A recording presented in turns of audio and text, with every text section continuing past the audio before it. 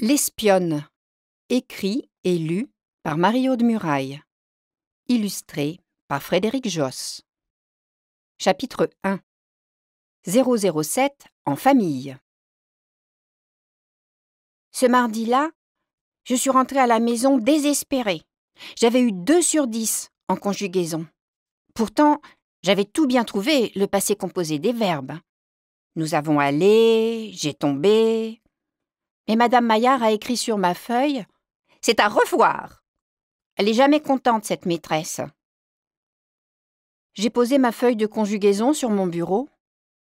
Le plus ennuyeux, c'est que Madame Maillard veut que les parents signent les contrôles. Papa allait encore faire des histoires parce que je regarde trop Fantomette à la télévision au lieu d'apprendre mes leçons. Et si j'imitais la signature de maman? J'ai entendu claquer la porte d'entrée. J'ai cru que c'était maman. Hop! J'ai caché ma feuille de contrôle dans ma bande dessinée de Boulet Bill. Tout de suite après, j'ai réfléchi que ça ne pouvait pas être maman. Il était trop tôt. Ce n'était pas non plus ma sœur. Je l'entendais rire avec sa copine de l'autre côté du mur de ma chambre. Alors, par déduction, je me suis dit que c'était mon frère aîné. Je connais le mot « déduction » parce que, comme métier, plus tard, je veux faire espionne. Mon frère m'appelle 007, comme James Bond. Je m'entraîne souvent à espionner. Ce mardi, je suis ressortie de ma chambre sur la pointe des pieds pour aller espionner ma sœur. Elle a 13 ans. Elle s'appelle Alizée, mais mon frère l'appelle Boubouillasse. Souvent, Boubouillasse parle des garçons de sa classe avec sa copine. C'est très, très intéressant. Le couloir était tout noir, mais je m'entraîne aussi à marcher dans le noir. Les espions se retrouvent souvent dans des caves ou des tunnels. Malheureusement, ma sœur avait laissé traîner son sac à dos devant sa chambre. Je me suis pris les pieds dedans. Je suis tombée sur la porte et je l'ai ouverte sans le faire exprès. Ma sœur était assise en tailleur avec sa copine. Elle s'est levée d'un bond en criant « Qu'est-ce que tu fais là? Tu arrêtes d'espionner ?» Elle s'est retournée pour cacher ce qu'elle avait dans la main. Mais j'ai un œil bionique. J'ai vu que c'était une cigarette. « Ah, t'as peur de ta sœur ?» s'est moquée sa copine. Elle avait aussi une cigarette à la main. Elle a envoyé la fumée en l'air pour faire sa belle. Moi, mes parents sont au courant. Moi, si mon père le sait, il m'assassine, a répondu Boubouillasse. Elle a agité la main devant elle comme si elle voulait me claquer. Alors toi, hein, tu la fermes. J'ai dit, je ne dénonce jamais. C'est vrai, j'espionne, mais je garde pour moi. D'ailleurs, tous les espions font ça. Je suis ressortie de la chambre de ma sœur. Dans le couloir, j'ai entendu la musique de samba que Noël écoute tout le temps. Mon frère s'appelle Noël, comme la fête. Il est complètement fou. Et en plus, il a 19 ans. Et en plus, il est beau. J'allais retourner dans ma chambre quand j'ai entendu un rire qui venait de chez Noël. Un rire très, très intéressant. J'ai posé mon oreille contre la porte, comme fait le docteur pour ausculter. Mais c'était pas mon jour de chance pour l'espionnage. Mon frère avait mal refermé sa porte, et elle s'est entr'ouverte dès que je l'ai touchée. Noël était avec une fille que je connaissais pas, et il l'embrassait, comme à la télé. Quand il m'a vue, il s'est écarté de la fille. « 007, tu fiches le camp !» Il m'a refermé la porte au nez.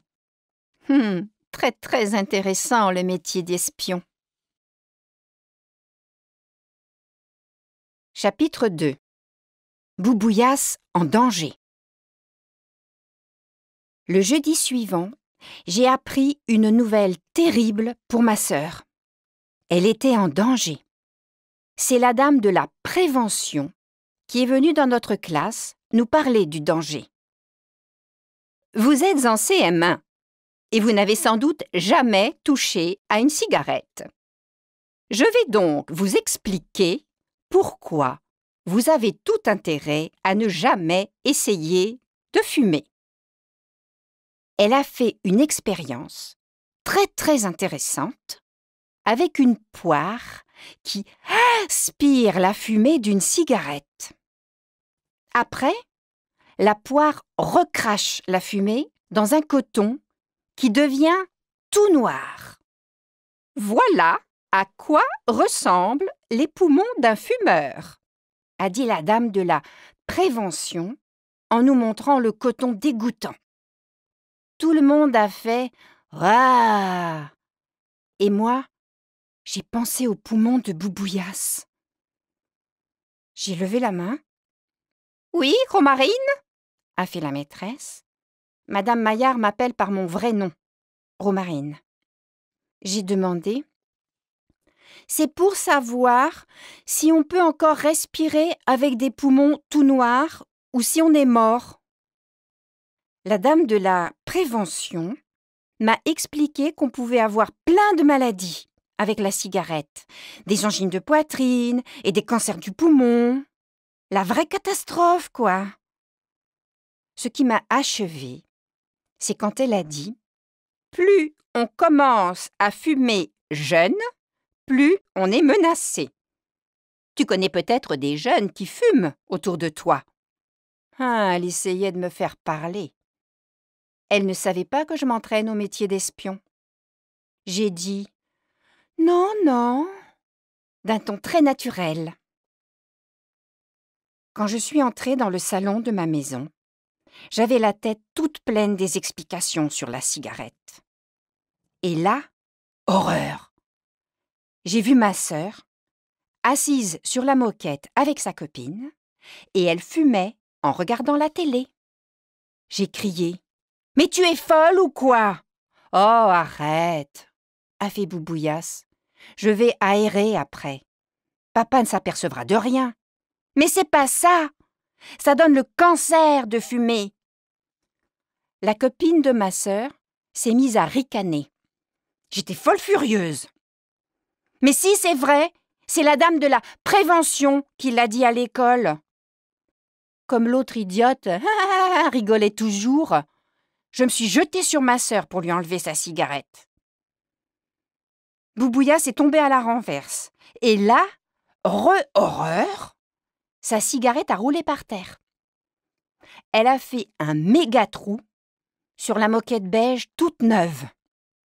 On est restés toutes les trois, immobiles et la bouche ouverte. « Quel bon génie vous a changé en statue de sel !»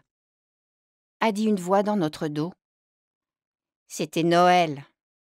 Ma sœur s'est mise à répéter « Qu'est-ce qu'on va dire ?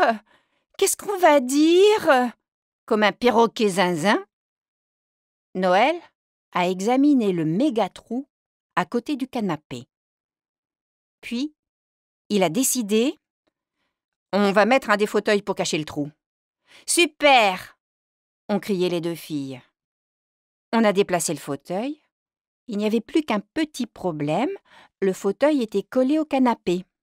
« On va pousser le canapé », a proposé mon frère. « Ok », ont fait les deux filles, un peu moins contentes. Mais là, du coup, il y avait un autre petit problème. Le canapé n'était plus en face de la télévision. Donc, on a poussé le meuble de la télé, mais on a dû aussi reculer la lampe qui était à côté. J'ai remarqué, la lampe est trop près de la table maintenant. Donc, on a poussé la table, mais une des chaises s'est retrouvée dans le couloir. Les filles étaient catastrophées et Noël était mort de rire. Moi, je ne savais plus si c'était drôle ou si c'était affreux. « Je vais mettre la chaise dans ma chambre », a dit Noël. « Depuis 10 minutes, j'ai besoin d'une autre chaise. » Le soir, papa a eu l'air surpris en regardant autour de lui. « Mais qu'est-ce que c'est tout ce chambard ?» Maman n'était pas au courant. Elle a regardé aussi autour d'elle. Ma sœur était toute rouge. « Ah oui, a fait Noël. « Je ne vous ai pas dit. Je veux être architecte d'intérieur, je vais déménager tout l'appartement pour m'entraîner. » Papa a regardé maman. « Il est fou. »« C'est ton fils, mon chéri, » a dit maman. Chapitre 3. 007 passe à l'action. Le lendemain, j'avais 2 soucis graves. Le premier, c'était Boubouillasse. D'un côté, je ne pouvais pas la dénoncer à papa parce que ce n'est pas prévu dans le métier d'espion. D'un autre côté, je devais l'empêcher de se faire des poumons tout noirs. Comme autre souci grave, j'avais mon contrôle de conjugaison qui avait disparu. Si je ne le rapportais pas lundi à la maîtresse, j'étais morte. J'ai demandé à Boubouillasse « Tu n'as pas vu un papier qui traînait avec des conjugaisons dessus ?» Elle m'a répondu qu'elle s'en moquait complètement. J'ai soupiré. D'habitude, quand je perds quelque chose, je pleure. Et maman cherche à ma place. Mais là, ce n'était pas possible, parce que j'avais fait sa signature sur le contrôle. Les espions imitent les signatures, non? Mais dans Fantomette, ce sont plutôt les méchants espions qui le font. Le soir, j'ai repensé à mon contrôle. Ma sœur était très capable de me le cacher, rien que pour se venger du trou dans la moquette. Il fallait que je fouille sa chambre. J'ai mis mes gants de ski pour ne pas laisser d'empreinte. Et j'ai attendu que Boubouillasse aille dans la salle de bain faire sa toilette. Elle en a toujours pour 1 heure. Dans le noir et sur la pointe des pieds, je suis allée jusqu'à sa chambre. J'ai allumé ma lampe de poche, c'est un porte-clés lampe de poche, qui fait juste un minuscule rond de lumière. En plus, les gants de ski, ce n'est pas très pratique pour fouiller. J'ai soulevé des classeurs, l'agenda, la trousse. Tout d'un coup, dans le 2e tiroir du bureau, sous le cahier d'anglais, j'ai trouvé le paquet de cigarettes. Vite, je l'ai pris. Vite, je suis ressortie. Vite, je l'ai caché sous mon oreiller. Oh, cette peur. Je me suis mise à rire, mais c'était nerveux. Le lendemain, j'étais assez contente en revenant de l'école. Madame Maillard nous avait interrogés sur les dangers de la cigarette. J'avais eu 10, mais ça ne me rendait pas mon contrôle de conjugaison. Au salon, mon frère était dans le fauteuil, celui qui cache le trou. Il lisait Boule et Bill. J'ai tout de suite crié « Dis donc, te gêne pas? C'est ma bande dessinée. » « Oui, » a répondu Noël. « Et ça, c'est ton contrôle. » Il m'a montré une feuille de papier. C'était dans la bande dessinée. Pas terrible, ton imitation de signature. Je l'ai regardé de travers. Il allait me dénoncer ou quoi? Mais j'avais un moyen de le faire taire. Tu sais, moi, je peux dire à papa pour la fille qui était dans ta chambre. On s'est dévisagés, Noël et moi. Tu sais comment ça s'appelle, ce que tu fais? M'a demandé mon frère. Dans le dernier épisode de Fantomette, il y avait le masque d'argent qui faisait du chantage. J'ai senti que j'allais pleurer. J'ai secoué la tête et j'ai bougonné. Je dis jamais rien. Noël m'a tendu ma feuille en récitant pour se moquer. J'ai tombé, tu as tombé. Une fois dans ma chambre, j'ai pris mon effaceur d'encre et j'ai enlevé la fausse signature. Puis j'ai repensé à ma sœur. Le paquet de cigarettes! Mes cheveux se sont dressés sur ma tête. J'avais oublié le paquet sous mon oreiller. J'ai regardé mon lit. Ce matin, il était défait. Là, la couette était remise. J'ai passé ma main sous l'oreiller. Plus rien. J'ai marmonné. Super. Et je me suis assise sur mon lit, complètement découragée. Chapitre 4. Noël à la rescousse. Au dîner, quand maman m'a regardée, j'ai compris que ça allait mal se passer. « Dis-moi, Romarine, qu'est-ce que ce paquet faisait sous ton oreiller ?» Elle avait l'air plus étonnée que fâchée. « Des cigarettes ?» s'est écrié papa. Lui, il avait l'air plus fâché qu'étonné. « Oh là là, qu'est-ce que je fais? Je dénonce ma sœur ? Un espion ne doit pas dire ce qu'il sait. Mais je n'avais pas trop envie d'être punie à la place de Boubouillasse. « Mes cigarettes !» s'est exclamé Noël. « Je les ai cherchées partout. » Il s'est tourné vers moi en clignant discrètement d'un œil. « Tu voulais m'empêcher de fumer. »« Parce que tu fumes !» lui a dit papa, le ton pas content du tout. Maman lui a fait remarquer que son fils avait 19 ans. « Mais bien sûr !» a dit papa. « Il a 19 ans, il fait ce qu'il veut, architecte d'intérieur, fumeur. Tu sais de quoi il est mort, ton oncle ? De 2 paquets de cigarettes par jour. Il avait commencé à 14 ans. » Boubouillasse avait mis les 2 mains sur sa figure. Je me suis demandé si elle pleurait ou si elle riait. « Ne t'énerve pas, » a dit Noël à papa. « J'ai décidé d'arrêter de fumer. » J'ai entendu Boubouillasse qui reniflait derrière ses mains. « C'est bien, » a dit papa, un peu calmé. « Mais tu sais, ça n'est pas facile d'arrêter. »« J'y arriverai, parce que je l'ai promis, » a répondu Noël. Et il a ajouté en détachant bien les mots, « Je l'ai promis à ma copine. » Maman s'est exclamée, « Parce que tu as une copine !»« Mais c'est normal !» s'est moqué papa. « Il a 19 ans !» Les parents se sont mis à poser plein de questions à Noël. « Et qu'est-ce qu'a fait ta copine ? Et comment elle s'appelle ?» Boubouillasse a pu s'essuyer discrètement les yeux sur sa serviette. « Elle est architecte d'intérieur, » a répondu Noël. « Elle s'appelle Groupie du pneu. » Papa a regardé maman, l'air complètement raplapla. Il est vraiment fou.